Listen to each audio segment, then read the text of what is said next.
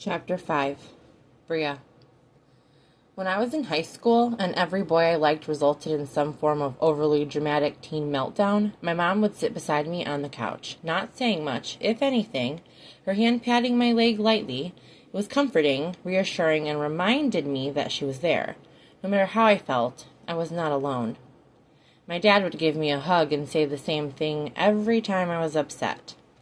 There, it will be all right. Somehow, I always believed him with the serious way he said it.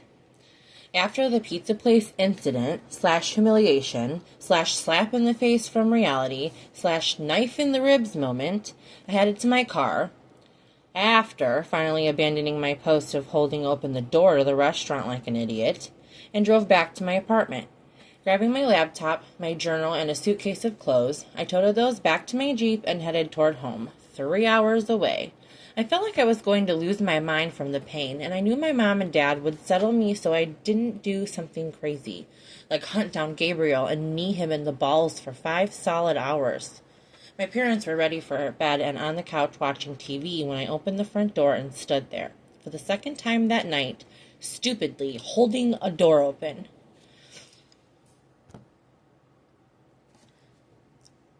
Breah, are you okay, honey? Mom asked as she came rushing over to me. Dad followed more slowly, but his hug was just as good as Mom's. So you can't really blame me, after the last 2 days I'd had and being surrounded by parental love, for dissolving into a gulping, shuddering mass of tears. I saw Mom cast a worried glance at Dad as she held me while I sobbed out my pain. I think we're going to need booze, Dad mumbled and hurried away.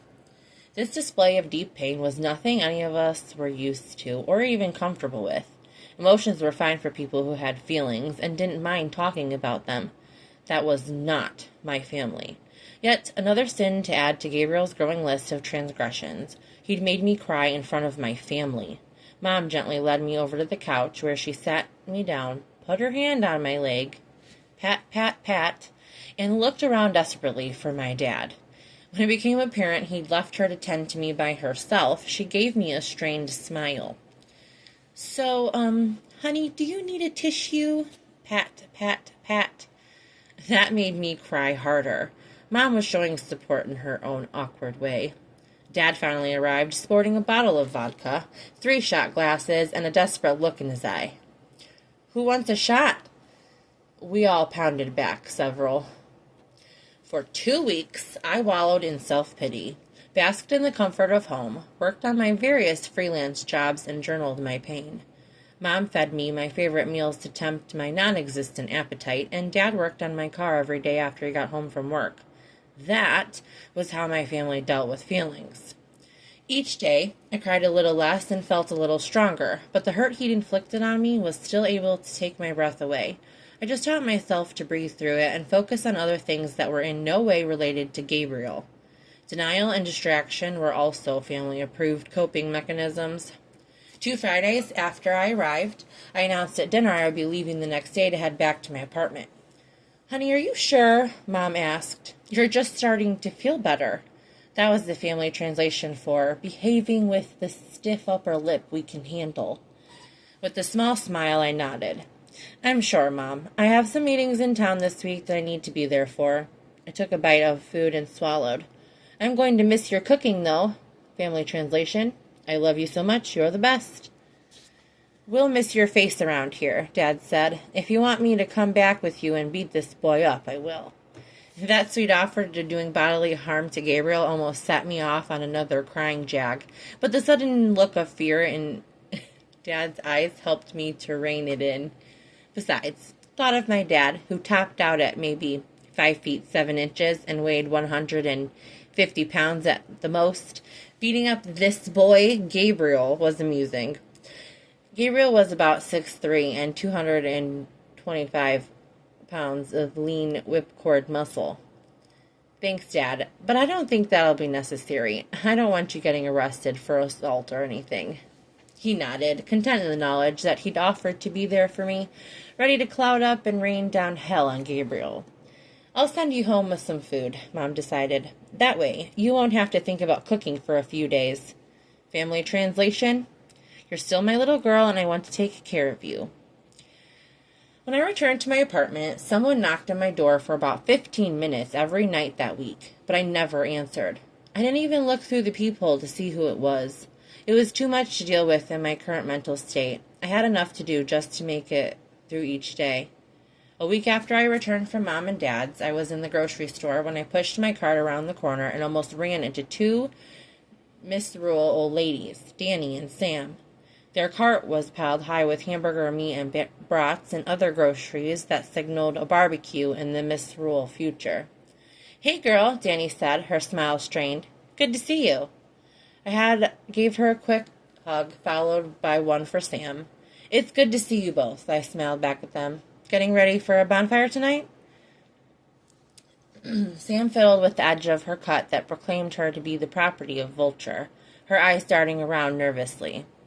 "Yeah, well, good seeing you, Breah. We'd better get—" Before she could finish her sentence, Heather came around the corner, her arms loaded with bags of chips. She dropped them in the car and then glanced at me. "Hey," she said to me, looking me up and down. "You were at the pizza place the other night. Gabe said you hung out at the clubhouse, I think." My breath seized in my lungs. She was wearing a cut. No, please no. "I'm Heather, Gabe's old lady," she introduced herself, a small smirk playing around her lips as if she somehow, someway knew I'd been Gabriel's side piece. Whatever she did or didn't know about me, she knew she outranked me. She was Gabriel's old lady, and had the cut to prove it. She was his old lady. I recall Gabriel's words when I'd first met him for the blog post interview, and he'd been explaining his world to me and all of the terminology that was like a foreign language. An old lady isn't an insult. It's an honor in our world. It means the woman you've claimed is basically your wife, and you've set her above all other women.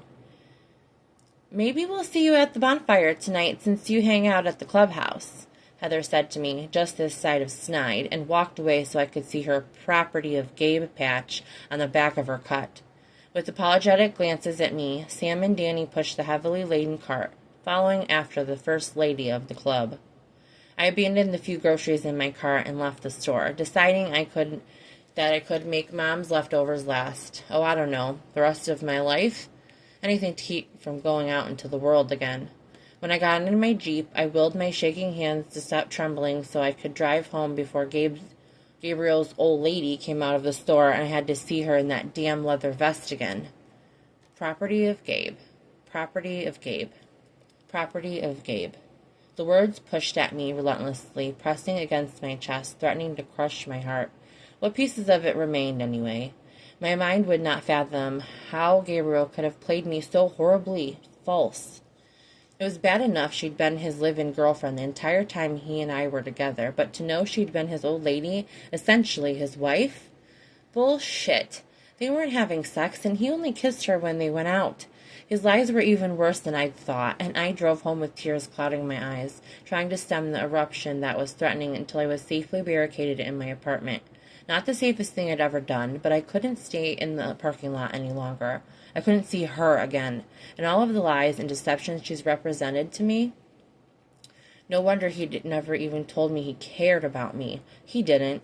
I was just some easy lay to him. His old lady got his love, if not his fidelity. At least she got one out of two. I got nothing from him. I pulled into my parking space, and without even turning off the engine, I thunked my head down on the steering wheel, allowing the tears to come. How long I cried, I have no idea. I was determined not to move until my tears dried up, but my misery was interrupted by the familiar thundering of pipes that signaled Gabriel. Watching from my rear view, I saw him park his bike right behind my Jeep, blocking me in. He got off his bike and stalked around to the driver's side. I refused to turn my head to look at him.